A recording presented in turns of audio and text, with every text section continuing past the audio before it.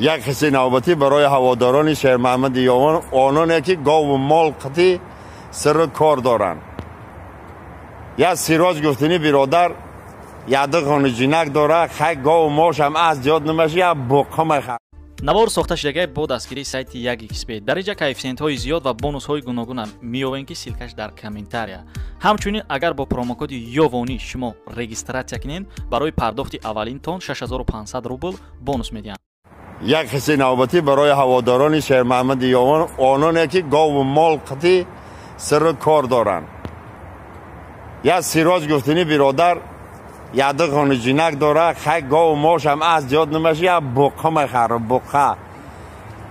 بقه رو میگیره میاره خونش ده، خیلی نیم سال مزگره، یک سال مزگره، یکان گاو بغوز نمیشه. به همه همون صابیر صغیرش صابیر فیران میکنه. چیکار کردی تو؟ چون این بقه رو نمیبری پیش اون مادگاوا یا پراپر کنن، نسل زیاد شو این روز پگم میمره خدازده تو نمیفهمی.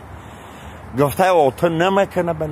هر روز میبرم شد دهش کندگی میسته. گفته بیا که من خودم ببرم شه.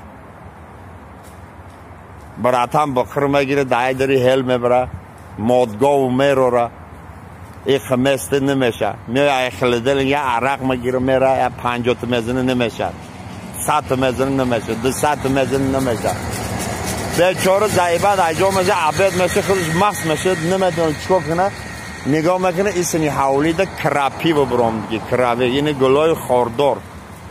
همین یک خوزم بگیره در خواهی بقه که همه مشاپه بقه خز میکنه تاری مادگاه میره هست یک سر باشید دیگه همه کیفک کده میمونه.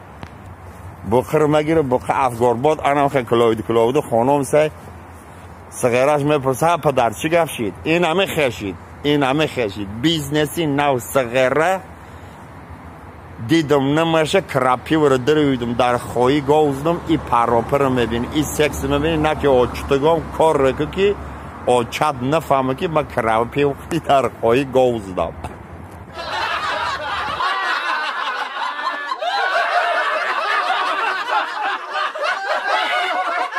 سلام علیکم.